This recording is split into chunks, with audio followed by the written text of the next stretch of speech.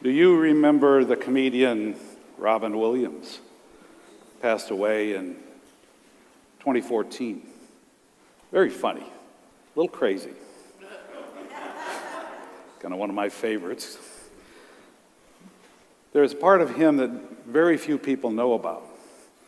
You see, he had a relationship with the Children's Hospital in San Francisco. He lived in San Francisco.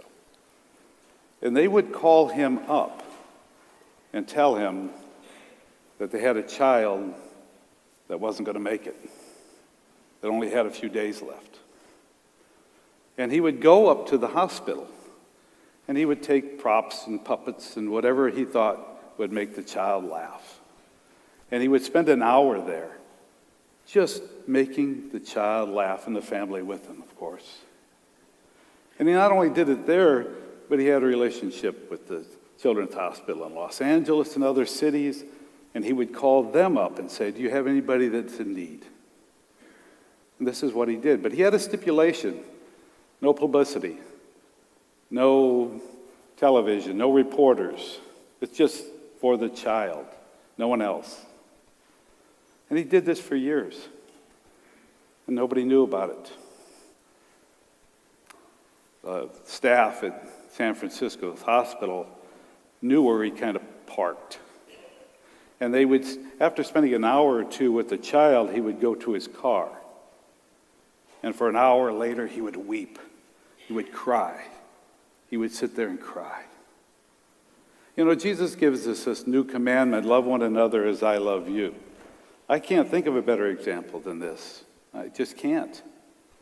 Loving somebody, this brotherly love of somebody he doesn't even know, just to get him to laugh and to enjoy life for what little time they had left. And we're supposed to do this too, to love one another. And it's not easy. Sometimes it's very difficult. It's very difficult. So let's try to figure it out. Let's go back to the basics. God created all of us for himself. He made us in his image and likeness, which means he gave us the will, our free will. He gave us intellect. He gave us this gift. And every one of you, perfect. Because God created all of you. And me too. It's a wonderful thing to know that. But he gave us one gift, each and every one of us here and everywhere across the world, to every human being that lives. And that is dignity. Inherent dignity. It can't be earned. It can't be given. It can't be just show up. But it is. It's dignity for being a human being. And this dignity demands respect. This isn't the catechism. It's not for me. So we're to respect every human being, their dignity. That's not always easy. Why? Because that's here and all the other stuff is here. And what do we have to do? We have to see through that to get to here. But Jesus gave us some examples. Do you remember in Matthew when the centurion, the Roman soldier, came to Jesus and said, will you save my servant? He's dying. Do you remember that? Now, think about this. Jesus could have went, Roman soldier, sorry, out. Right? Sure could have. He wasn't going to have anything to do with that. But he went to the dignity of the person God created. He had to give him respect as a human being given to all of us. And he did.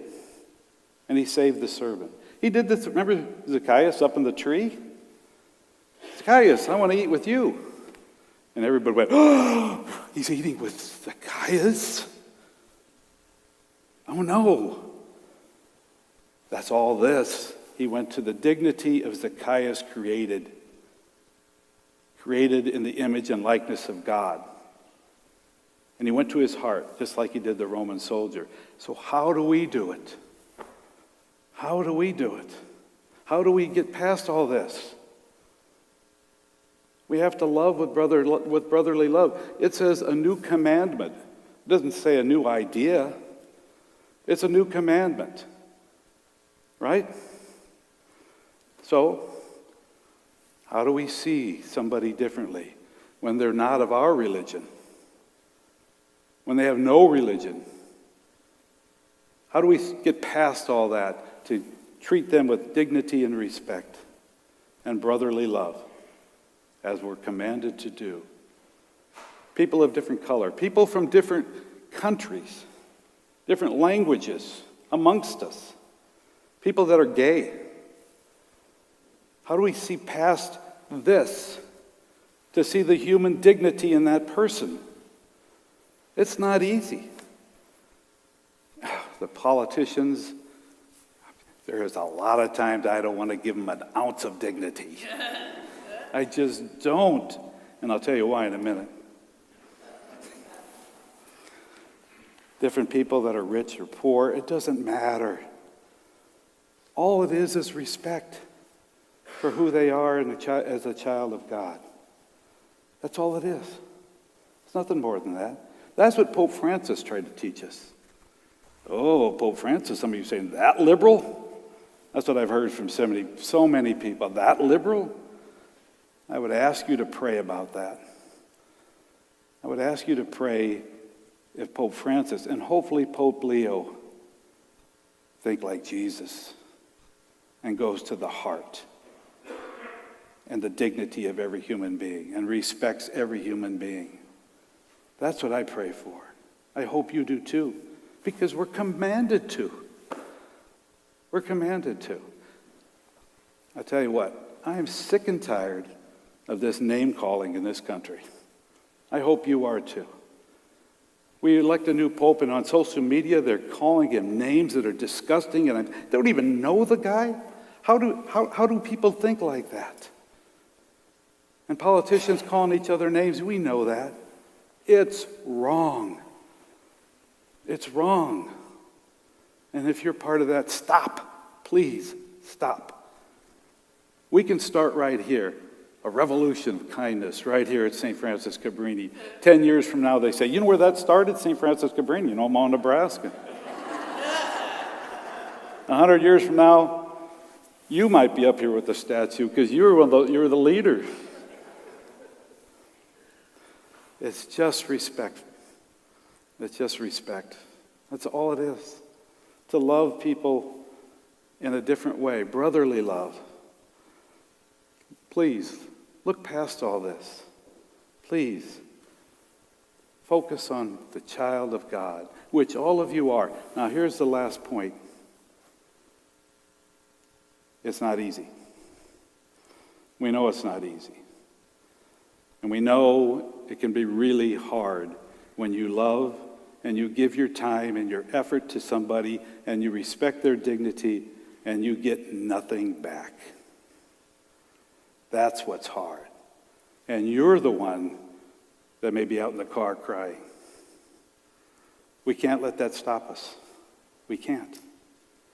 We just simply can't. The new commandment, love one another as Jesus loves us.